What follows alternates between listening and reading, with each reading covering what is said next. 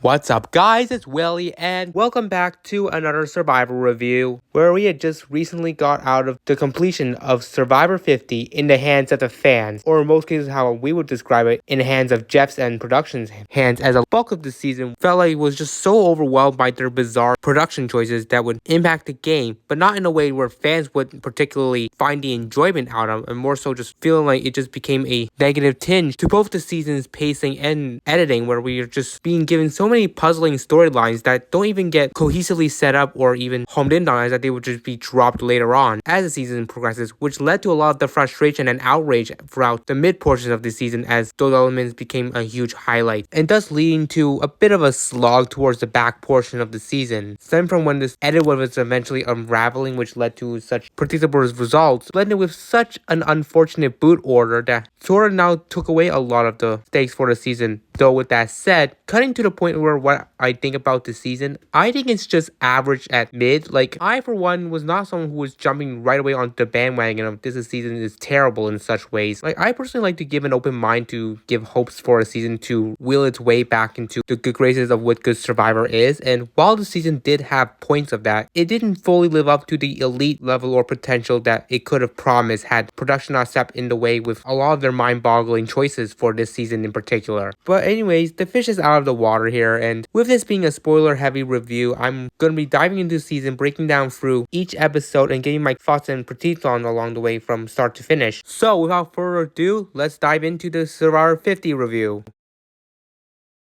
So before we get to the gameplay of them all, let's just talk about the overall casting, which was hyped out a year prior to filming for it to be a returning season, which I mean, you would be remiss if you would have a 50th season not be a returning season, like come on. But anyways, the casting would eventually put together a 24-person cast, the biggest out of anything, kind of like Australian Survivor level, and the quality of the cast was something that was met with mixed reviews when it was first revealed. I was on that caliber too, but over time as we were leading up to the season's trailer, I was just starting to grow more excited for it. But anyways, now we get this grouping of players competing on this season, and first off, they are all divided into 3 tribes of 8, with the orange being the Sila tribe, purple being Vatu, and the teal being Kalo. And seeing all these returning players just interact with each other to begin with is just such a special feeling when it comes to these all returning seasons. And overall, this premiere was just such a refreshing feeling, though it does not help with some of the results that would come by soon. Like first off, we have Genevieve finding the Billie Eilish boomerang idol, which again, the concept of adding in celebrity names to promote the show was just bizarrely ridiculous, and does not help with the fact that the rulings of the Billie Eilish idol was totally unfair, especially to the one who was finding it, as they don't even get to keep it for themselves. They really have to bank it on the person they send an idol to get voted out with it, just so it can boomerang back into their own possession. And that is just such a niche case that really depends on such a fluke, and that's not going to be the only one that she finds. Anywho, we do get to a very sad first boot of Jenna Lewis, the representative from the literal first Survivor season, which is obviously such a sombering feeling. But I have to admit, she did make her own bed with how she played, so it did eventually catch up to her. And this premiere wouldn't end off with another really sobering send-off, this time to Kyle, who during the immunity challenge would injure his ankle, and through doctor's literature, it would come to the conclusion that he had to be pulled from the game to get his leg taken care of. So the former winner himself would suffer the medevac feeling, and thus leaving off the premiere in this very sobering note. Sela continues to be the highlight of the pre-swap, considering a disaster tribe they are with immunity challenges, and likewise, it does lead to a pretty predictable result of Savannah being just taken out on a whimper, especially being the unknown quantity coming into the season, and to a revealed being a former winner too. Anyways, episode 3 would have the tribe swaps finally reach the shorelines, and boy, do we just get a pretty dreadful stretch of rounds with the same tribe just going to tribal after tribal, where episode 3 in particular, we started off with a somewhat chaotic round with just Emily Flippin being a liar as she always is, but Q being Q, of course, doubles down on his shtick, but that ultimately doesn't bode well with the David versus Goliath grouping that coincidentally would make up of this new tribe together, and thus with the help of Emily and Ozzy, they would make that ultimate Q blindside, which was such a devastating loss for a big character like him. And that doesn't help with the episode 4 of them all, with the whole Zach Brown visit that I barely even watched that segment at all. Who asked for this? But generally, the saving grace for this episode would be the tribal with Christian pulling off this ultimate 3-1 Mike White blindside that I cannot stop rewatching just because the intrigue of them all, with Christian I guess being somewhat vindictive against Mike, as well as Emily just being her usual mess, with Christian giving us an all-time great visual of him just gesturing her to shut her lips, because we're sure that's gonna last. And speaking of something like that, we can now include Charlie's story into the mix of this season, where he has been scarred from 46 when his close ally Maria didn't vote him to win, and when put on a tribe with Rizzo, who was the other unknown quantity, and with him sharing a similar case that happened where he as a juror didn't vote his number one to win. This led to a very fun little rivalry between the two that ultimately led to Rizzo winning out on this vote, and it's probably one of the more bigger highlights and especially a much more bigger growth to Charlie's legacy on Survivor. And alongside Charlie's boob, we finally had our first double elimination where we looped Angelina as well, and despite her small edit, which is pretty telling that most cast members were severely under-edited, she at least gave a nice full circle moment of giving her tribe the jacket, something that she missed out on from Natalie. And then episode 6 gives us the merge with 17 cast members left, and boy, what a fun merge this was gonna be. Not. Definitely a bit of a turning point for the season. We're cut to the chase. We got the Blood Moon, which was essentially a triple elimination. And ultimately, it just led to a lot of devastating boots because the minimizing of numbers just made these rounds so souring to watch. And it's not helped by the tragic boot order with Camilla, Genevieve, and Colby going back to back to back, when all of them felt like they were in such strong positions had the merge round played out normally. But instead, production just has to screw them out because of format issues. And furthermore, to add to the sting of this early part of the post-merge, we get the reheat of Coach's honor and integrity grouping with the Broy guys, and with the help of Jonathan, aims their arrow onto Dee's back. And once she failed to win immunity, the honor grouping gets enough sway with everyone else to throw the final winner left to the curb. Which, while the episode, in my opinion, would have some decency with it, it doesn't help that it also added to the epitome of the frustrations with the direction of the season, potentially being overwhelmed with this honor and integrity mode that was just such a scarred feeling after coming out of 48. However, this does not stop the fact that this at least set up what appears to be a very dynamic merge with a lot of groupings in split, with obviously the honor integrity group. We also got Cirie, Ozzy, and Rizzo dubbed as the Wizard of Oz, and then we obviously have the remaining players being dubbed as the middle ones. And this feeling of dynamism becomes a big edge in the following episode when we get the double duos twist. And if you had watched Survivor SA, you would familiarize this twist as Tied Destinies, where essentially is a pair that goes home. And sure enough, what would be a really terrible twist becomes a big contrast, as the final result really is what fans would await for, which would be the downfall of the Honorbound group, where we get the official demise of Coach, alongside his pairing with Chrissy, where the two would ultimately see their games washed away in a kill two birds with one stone-esque tribal. And this really felt like it was starting up a new shift in the game, or so we would hope for, until Jonathan just ends up taking over the lead that Coach couldn't last with. Then we got Jimmy Fallon's role in this season in two separate sections. First, with the suggestion of Jeff competing alongside a few players willing to challenge him as part of the negotiation for the rice thing, and this section of the twist was just okay for the most part, as long as it's not game impacting, if that's what we had any faith in Jimmy Fallon for. But oh dear me,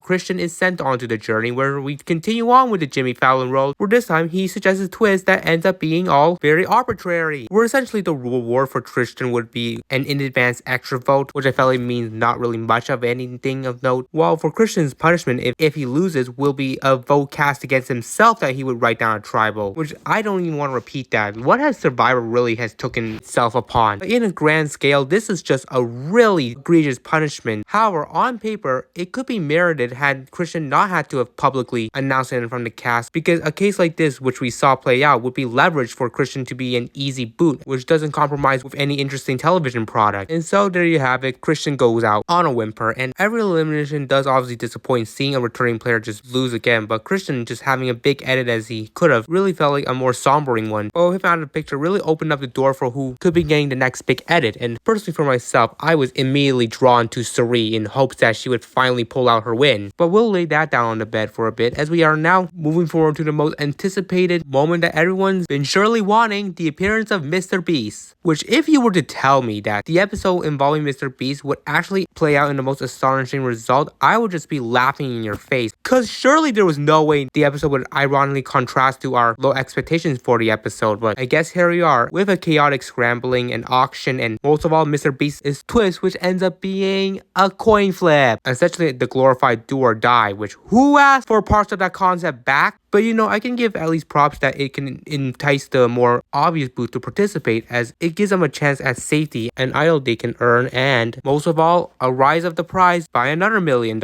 And sure enough, Rick Devens, the central target, doesn't and succeeds, so we get some great shakeups that ultimately lead to Cirie maintaining her driver's seat and dropping off Stephanie from the game. And speaking of Cirie, her masterful control was now beginning to start creeping up on her, with players like Devens and Emily on the bottom starting to push her name on the chopping block. And the worrying feeling fuels more when we get a surprise split tribal twist with Jonathan pulling out a shocking immunity win after Tiffany delayed with Jeff's commands. And in a final 9 circumstance, the compromising rule is for Jonathan to be able to attend both groups' respective tribals. So there we would have Cirie's Wizard of Oz alliance split up with her alone on one group while Rizzo and Ozzy on the other. And it doesn't help when both herself and Ozzy are being targeted. But the biggest grace that they have is that they both have advantages that can act as their get out of jail free card. In such reliefs, we see Cirie make use of an extra vote that Ozzy had given her effectively to counteract Devens and Emily's double cross play, leading to Emily's eventual boot. While for the other group, while Aubrey felt like the dead man walking, Ozzy just ends up pulling out an Andy and Rachel situation, laying out all his cards to Aubrey, which she was able to leverage against him to the remaining group members, including Rizzo, which would lead to a very sombering blindside of Ozzy going home with an idol in his pocket again, and losing him and Emily back to back would be a very rough stretch here. And now we're reaching to the end game, which this when the stagnation truly arises, where Devens just couldn't escape any more of his 9 lines, and without having the immunity necklace alongside already playing his idol in the last round, he was just left vulnerable and just easily picked off. And then Tiffany, who appears to be the next target, pulls out a come from behind victory despite the players trying to help each other out, which is ironic. But then that does lead to a very sorrowing realization that Cirie Fields is once again in danger of going home, and despite the best effort she has against Aubrey, who has been pulling her pieces to play strong in this end stretch, unfortunately, Cirie's blocks would finally tumble, with Rizzo's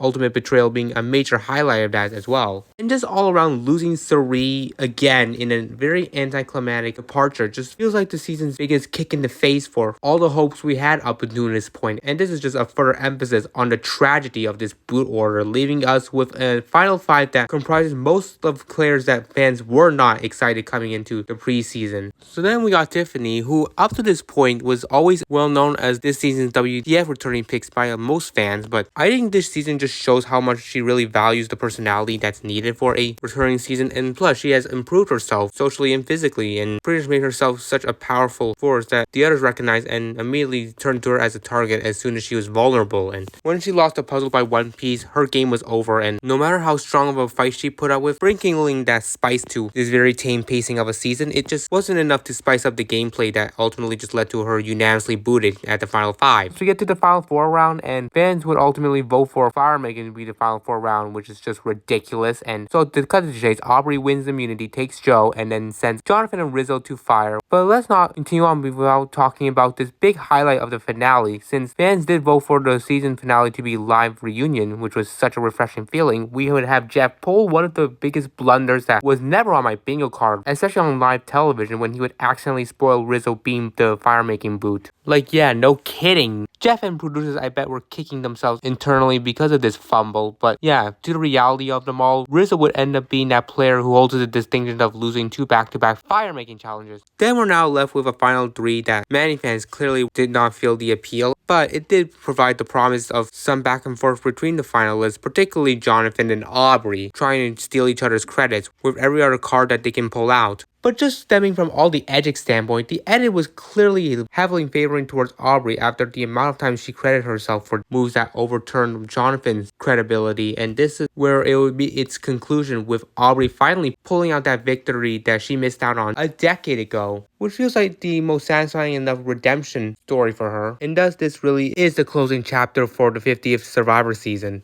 And likewise, the season was just the most mid at best, where each phase from the pre-merge to post-merge had a mix of both good tribal vote-outs to some really by-the-numbers one, and it is not helped that the season is partially affected by so many of the production decisions with like the celebrity cameos, Blood Moon, and just even the editing itself did not feel like it was giving something cohesive. Like Aubrey, who wins this season, does not really get a very strong winner's edit, and that is just so flabbergasting considering she would win a milestone season where you would at least try to give her a lot more hype around her, but instead she just kind of came off a bit shallow for most of the time, just talking up her game, not actually enacting on it until the last few episodes. And just the most saddest part is this season obviously just has a shameful elimination order, with some of the elite grouping of names just going out back to back to back, and then just leaving us with more of the less exciting figures. Really, the entire Final Five is a great example of this. And the frustration and negativity that it's been getting a lot on social media feels a tad warranted because of a lot of the issues that I had elucidated, though I wouldn't pull too much against it, as I still was feeling that breath of fresh air with a lot of the dynamics that we were seeing. But I think just how the season played out just didn't work entirely in favor of what fans really wanted. And I feel like it's on top of Jeff's constant tone-deaf view on the game, which,